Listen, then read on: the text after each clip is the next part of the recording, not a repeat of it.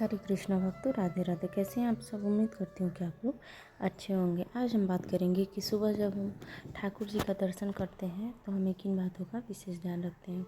तो चलिए सबसे पहले देखिए, यहाँ पे मैंने अपने ठाकुर जी को उठा लिया था। उसके बाद उनको जल पिला दिया था, फिर मैंने दूध का भोग लगा दिया था उनको, और फिर मैं यहाँ पर उनको स्नान करा रही हूँ।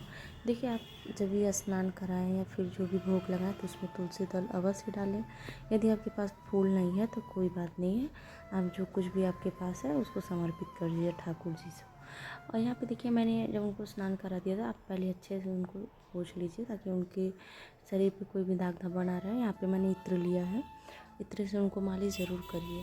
तो आज मैं बात कर रही थी कि हमें क्या करना चाहिए। तो देखिए, सबसे पहले जब हम सुबह उठें तो हमें स्नान कर लेना चाहिए। स्नान करके मतलब उसके बाद ही हमें ठाकुर जी के कक्ष में जाना चाहिए और उनको प्रणाम करना चाहिए और उनको धन्यवाद भी करना चाहिए कि हे कान्हा, आपने आज का दिन मुझे दिखाया।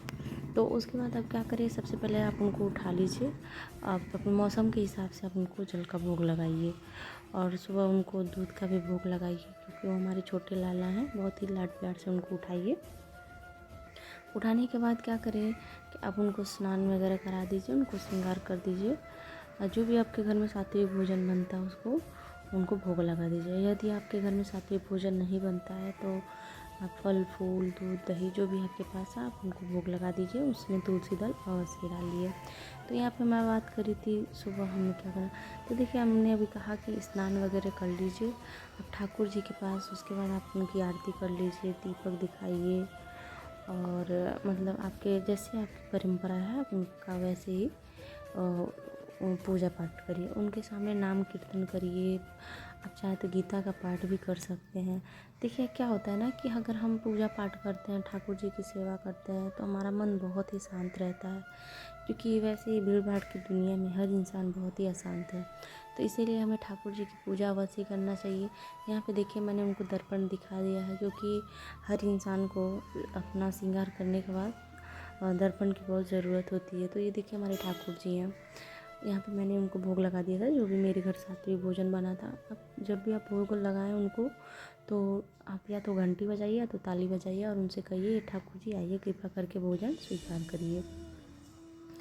तो उसके बाद क्या करिए आप ठाकुर जी के सामने बैठिए 5 मिनट। उनको देखिए, अगर आप ऑफिस जाती हैं, अगर आप काम काज ज़्यादा करती हैं, मान लीजिए बाहर आपको कहीं जाना है, आपके पास टाइम नहीं है, तो 5 मिनट का अगर यदि आपके पास टाइम हो तो भी आप उसमें ठाकुर जी की सेवा कर सकते हैं। ज़रूरी नहीं है कि हमें घंटों पूजा पाठ ही करना है।